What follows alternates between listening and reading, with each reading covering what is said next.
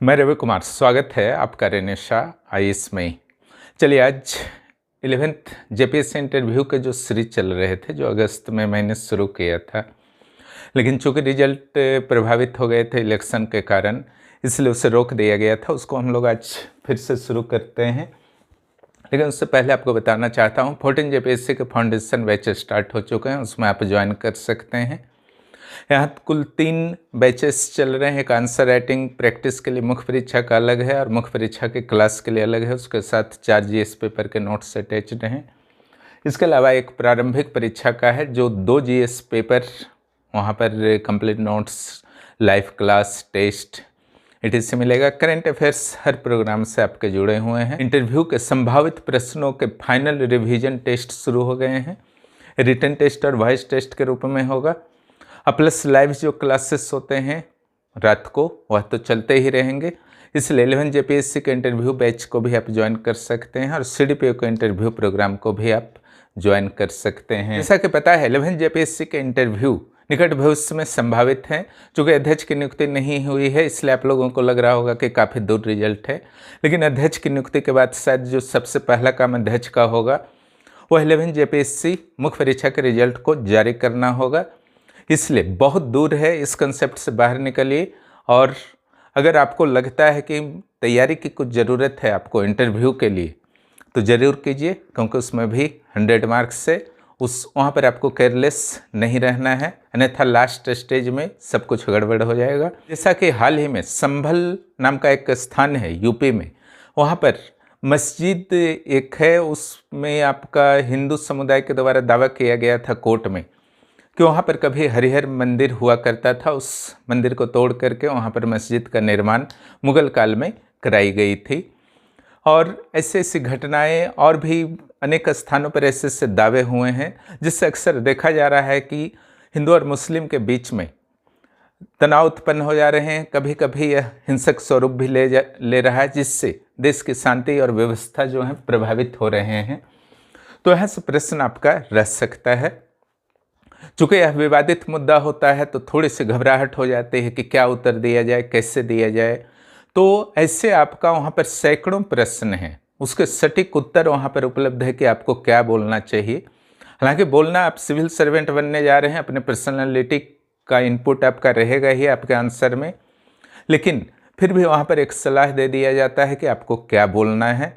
उसके माध्यम से अपनी तैयारी को आप बेहतर गति दे सकते हैं। आज इसी संदर्भ में, इसी विवाद के संदर्भ में हम लोग चर्चा करने वाले हैं।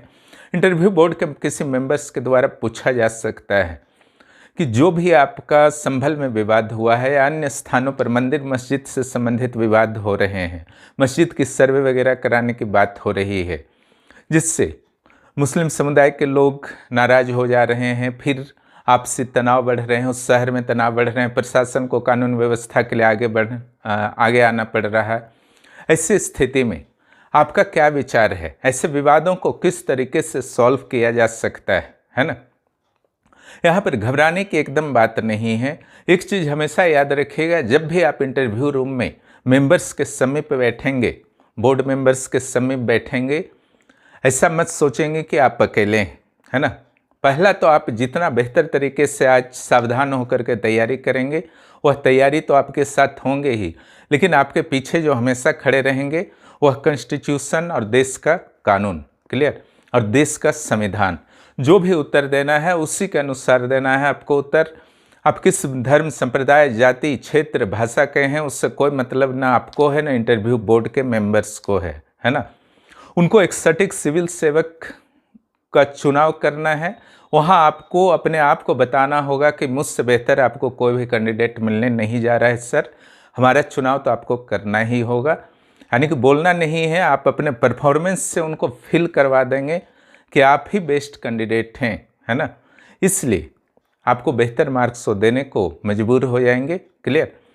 तो ये जो मैंने प्रश्न कहा कि वहाँ पर जो मंदिर मस्जिद का विवाद चल रहा है, तो उसका आखिर सॉल्व क्या हो। ऑलरेडी वहाँ पर एक मस्जिद है, उसका सर्वे वगैरह होना है, और वहाँ पर दावा किया जा रहा है कि कभी मंदिर था। तो क्या सॉल्व होना चाहिए, ठीक है। तो अभी मैंने कहा कि कानून और संविधान के सहारे आपको उत्तर देना है, और कोई मैटर नहीं है। किसी भी विवादित प्रश्न का बहुत बेहतर तरीके से कानून और संविधान के हिसाब से उत्तर दे सकते हैं। इसके पृष्ठभूमि में उत्तर देने से पहले मैं पृष्ठभूमि को थोड़ा सा बता देता हूं, ताकि आपको उत्तर देने में शायद समस्या ना हो और अपने तरीके से भी आप उत्तर दे सकते हैं। फिर शायद मुझे बताने की भी उत्तर ज़रूरत नहीं होगी। एक एक्ट बना था 1991 में। जैसा कि आपको पता है कि बाबरी मस्जिद राम जन्मभूमि का विवाद लंबे समय तक भारत में चल रहा था, है ना। और 1990 में यह चरम पर था, जब देश की आर्थिक स्थिति खराब थी, जातीय तनाव थे आरक्षण के मुद्दे पर, और राजनीतिक अस्थिरता भी थी। कई प्रधानमंत्री आना जाना कर रहे थे। इसी बीच देश में धार्मिक आपका तनाव भी उत्पन्न हो गया, सांप्रदायिक दंगे भी भड़क उठे थे बाद में, और ये मुद्दा था आपका बाबरी मस्जिद राम जन्मभूमि विवाद। उस समय 1991 में पीवी नरसिम्हा राव कांग्रेस के जो थे, कुछ अन्य दलों के सहयोग से देश के प्रधानमंत्री बने थे। और जो बाबरी राम जन्मभूमि विवाद आपका उत्पन्न हो गया था और जिस तरीके से तनाव उत्पन्न हो रहे थे, ऐसे से कम कुल 100 ऐसे पूजन स्थल थे, मस्जिद के रूप में या किसी अन्य रूप में, जिस पर दो अलग अलग धर्मों के बीच काफ़ी तनाव था। ऐसी स्थिति में भारत सरकार नहीं चाहती थी कि इस तरीके के मुद्दे पर भविष्य में और तनाव उत्पन्न हो और माहौल बिगड़े। क्लियर। इसलिए एक एक्ट लाया गया POWA, ठीक है, places of worship act 1991। Clear. इस एक्ट में जो जो प्रावधान था वो आपको क्लियर होना चाहिए। क्लियर। इसका अपने उत्तर में कैसे यूज करना है उस पर थोड़ी देर में चर्चा करते हैं। पहले प्रावधान को क्लियर कर लीजिए। एक छोटा सा एक्ट है ये, है ना। जो भी पढ़ाया जा रहा है आपको एकदम ओरिजिनल एक्ट से पढ़ाया जा रहा है, किसी भी पेपर कटिंग वगैरह से नहीं पढ़ाया जा रहा है। यहाँ पर जो सेक्शन 3 में कहा गया है कि किसी भी व्यक्ति के द्वारा कोई भी धार्मिक स्थल का जो भी स्वरूप है, यानी कि जिस धर्म के लिए है, कब तक? 15 अगस्त 1947 तक। 15 अगस्त 1947 को कोई भी पूजन स्थल जिस धर्म के द्वारा पूजित किया जाता था, चाहे हिंदू हो, मुस्लिम, सिख, ईसाई, ठीक है, उसका स्वरूप अब वही बना रहेगा, उसमें चेंज नहीं किया जा सकता है। ठीक है। सेक्शन 3 ये स्पष्ट करता है। क्लियर। सेक्शन 4 क्या बोलता है इस कानून का?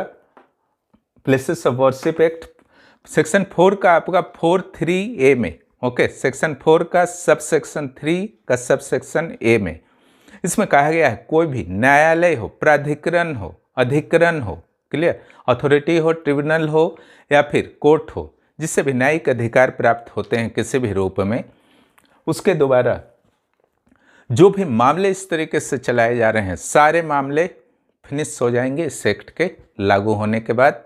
वह मामला बंद हो जाएगा, फाइल एक तरीके से बंद हो जाएगा। और इस तरीके का कोई भी मामला, याचिका, ठीक है, कोर्ट के द्वारा स्वीकार नहीं किया जाएगा कि इस धर्म स्थल को दूसरे धर्म स्थल में बदल देना है। इस तरीके की याचिकाएं स्वीकार भी नहीं की जाएंगी। क्लियर। सेक्शन 3 या सेक्शन 4 है, लेकिन सेक्शन 4(3)A का जो बात कर रहे थे उसमें स्पष्ट रूप से कहा गया था कि अगर ऐसे धार्मिक स्थल हैं जो किसी पुरातात्विक स्थल या इमारत में आते हैं, ऐतिहासिक इमारत में आते हैं, किस एक्ट के तहत? पुरातत्व स्थल अवशेष एक्ट 1958 के तहत अगर ऐतिहासिक इमारत या पुरातात्विक स्थल में आते हैं, भले ही वो पूजन स्थल है, ओके, पूजन स्थल होने के बावजूद अगर पुरातात्विक या ऐतिहासिक स्थल में शामिल है, इमारतों में शामिल हैं, तब यह एक्ट उस पर लागू नहीं होगा। 4 का 3 का A में यह आपका स्पष्ट रूप से कर दिया गया है। क्लियर।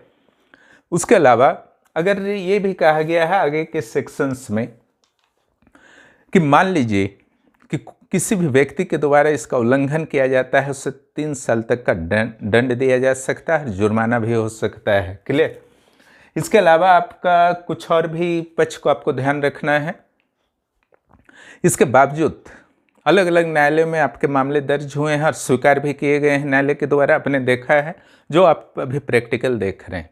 तो क्या न्यायालय गलत है? क्या न्यायालय 1991 के कानून का उल्लंघन कर रहा है? ये प्रश्न भी पूरक प्रश्न के रूप में आ सकते हैं। ठीक है। तो न्यायालय कहीं से गलत नहीं है, क्योंकि न्यायालय में जो भी न्यायाधीश होते हैं वो कानून और संविधान के जानकार होते हैं, इसलिए यह संभव नहीं है कि वह गलती कर सकते हैं। और अगर गलती करते हैं तो उसके ऊपर हाई कोर्ट है, सुप्रीम कोर्ट है, क्लियर, उसके द्वारा फिर मैनेज किया जाएगा, क्लियर। तो यहाँ पर जो भी आपका आदेश आया, पहला तो इस चीज़ को क्लियर कर लीजिए कि राम जन्मभूमि और बाबरी मस्जिद जो है इस एक्ट में शामिल नहीं था, इसलिए उसको एग्जाम्पल पहला तो बनाना ही नहीं है। दूसरा, जो भी आपका सेक्शन 43A में 1958 के अनुसार, सेक्शन 43A में पुरातत्विक स्थल और अवशेष अधिनियम 1958 के अनुसार कोई भी पूजन स्थल अगर ऐतिहासिक इमारत है या धरोहर है तो उस पर भी यह एक्ट लागू नहीं होगा। जब मामले आपके कोर्ट में गए, किसी भी इस तरीके के मामले जब कोर्ट में जाते हैं तो कोर्ट के द्वारा एक्सेप्ट करके यह आदेश नहीं दिया जा सकता है कि आप बदल दीजिए, क्लियर। मस्जिद है तो मंदिर बना दीजिए, आपका गुरुद्वारा है तो मस्जिद बना दीजिए, ऐसा नहीं दिया जा सकता है। क्यों? क्योंकि यह एक्ट रोकेगा कोर्ट को, ठीक है। POWA जो आपका है 1991 का, प्लेसेस ऑफ वर्शिप एक्ट 1991, इस एक्ट से कोर्ट भी बंधा हुआ है, क्लियर, वह उसे रोकेगा।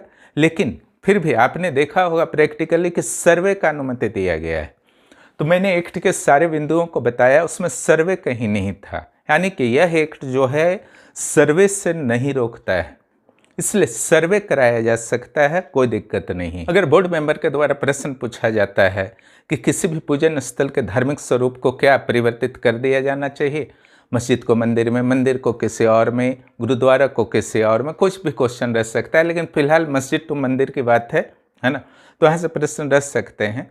यहाँ आपको सिंपल सा उत्तर देना है कि सर अगर इस टाइप का कोई भी मस्जिद है वो ऐतिहासिक धरोहर के अंतर्गत आता हो 1958 के अधिनियम के तहत, है ना, कौन सा अधिनियम था, पुरातत्विक स्थान और अवशेष अधिनियम के तहत, तो यहाँ पर कोर्ट में मामले चलेंगे और कोर्ट के द्वारा जो भी आदेश दिया जाएगा उसका पालन किया जाना चाहिए, क्योंकि यहाँ तो 1991 लागू नहीं होगा।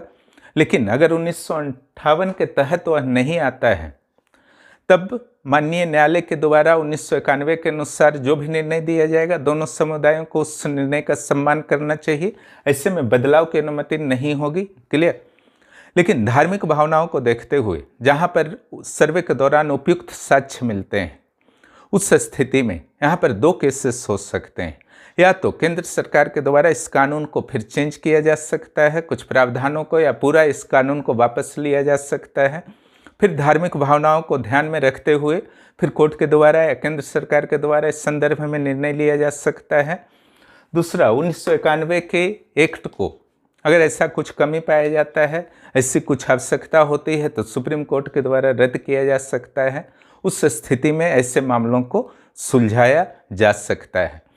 जहाँ तक इस एक्ट के संदर्भ में भी कुछ प्रश्न बन सकते हैं, इसका विरोध क्यों होता है, तो इस एक्ट का भी विरोध करने वाले कई याचिकाएं अलग अलग न्यायालयों में देश के समय समय पर दायर किए जा चुके हैं।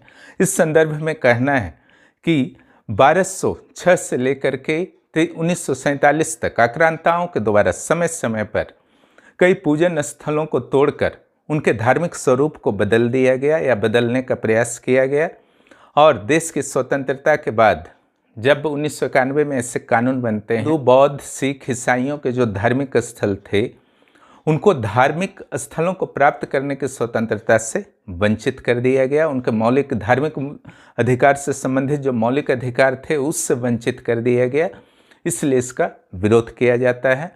इसके पक्ष में क्यों जाता है, क्योंकि देश में 100 से अधिक, कम से कम 100 से अधिक ऐसे पूजन स्थल हैं जो विवादित हैं और इसके कारण धार्मिक तनाव की स्थिति उत्पन्न हो सकती है, इसलिए यह एक्ट बनाना उचित था। ये पक्ष में हो गया, एक विपक्ष में हो गया। उसका क्या उत्तर देना है, उसका उत्तर 1958 और 1951 के कानून के अनुसार देना है। दोनों चीज़ मैंने स्पष्ट कर दिया, क्लियर। यानी कि ये जो आपका उत्तर आएगा इसमें अगर 1958 के तहत है, 1958 के तहत अगर वो बिल्डिंग आता है तो 1991 से वह छूट प्राप्त है, तो फिर न्यायालय के द्वारा जो भी निर्णय लिया जाएगा उसको तो दोनों समुदाय को मानना होगा। और अगर 1958 के तहत छूट नहीं प्राप्त है तो 1991 का एक्ट हावी हो जाएगा, फिर न्यायालय उसको बदलने का निर्णय दे ही नहीं सकती। उसके बावजूद बदलना अनिवार्य हो तो फिर वो सुप्रीम कोर्ट और संसद के हाथ में है ना। वो शायद सुप्रीम कोर्ट के डिसीजन, सुप्रीम कोर्ट का डिसीजन अगर आ भी जाता है उसको संसद फिर चेंज भी कर सकती है, तो फिर वो आगे का मामला है।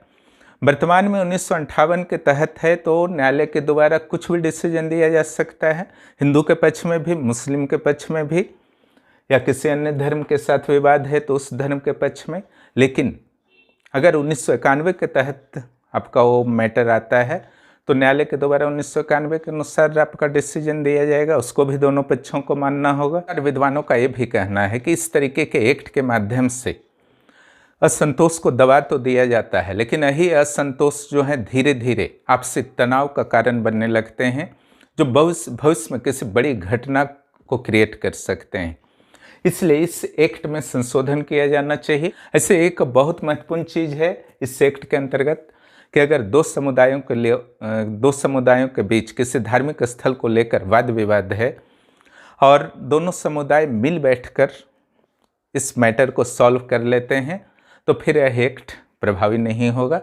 यानी कि अगर सहमति से दोनों किसी भी मैटर को सॉल्व कर लेते हैं तो सबसे बेस्ट होगा और 1991 का एक्ट फिर प्रभावी नहीं होगा। यहाँ पर एक चीज़ आपको लास्ट में सलाह में ज़रूर दे देना चाहिए कि कोई भी मैटर हो वहाँ पर हिंसा नहीं होनी चाहिए और सांप्रदायिक तनाव नहीं होनी चाहिए। थोड़ा समय भले ही लग जाए लेकिन आपसी सद्भाव और विचार से सॉल्व हो, यह देश के लिए सबसे उचित होगा। इसी मुद्दे पर चर्चा करना था इस एक्ट पर। क्लियर। झारखंड के मुद्दों पर भी आपको विशेष रूप से ध्यान रखना है, इसका ध्यान देंगे क्योंकि झारखंड से अच्छे खासे प्रश्न रहेंगे। अपने बायोडाटा पर आपको ध्यान रखना है और अपने डिस्ट्रिक्ट पर। डिस्ट्रिक्ट के संदर्भ में आप एक प्रश्न आपका उठता है कि आखिर किस डिस्ट्रिक्ट का करें। अगर कोई विवाहित महिलाएं हैं तो उनके 2-2 डिस्ट्रिक्ट बाय द वे हो गए, है ना। पिता का घर कहीं है, पति का घर कहीं है, या फिर आप जॉब में हैं तो आपका होम डिस्ट्रिक्ट कहीं और है, जॉब कहीं और कर रहे हैं, तो इस स्थिति में क्या किया जाए। तो कोई बहुत बड़ा मैटर नहीं है। जिन जिन जिला से आपका संबंध है और जिनको आपने बायोडाटा के माध्यम से या सर्टिफिकेट के माध्यम से दिखाया है, जिला के बारे में एक एवरेज जानकारी रखी, सबसे बेस्ट होगा। और अगर आप आउट ऑफ स्टेट सर्विस वगैरह करते हैं झारखंड से बाहर और झारखंड के हैं और झारखंड से बाहर करते हैं तो झारखंड का तो नॉलेज चाहिए, उस स्टेट का भी एक एवरेज नॉलेज, वहाँ की खास करके कल्चरल वैल्यूज को स्पेशली ध्यान दीजिएगा।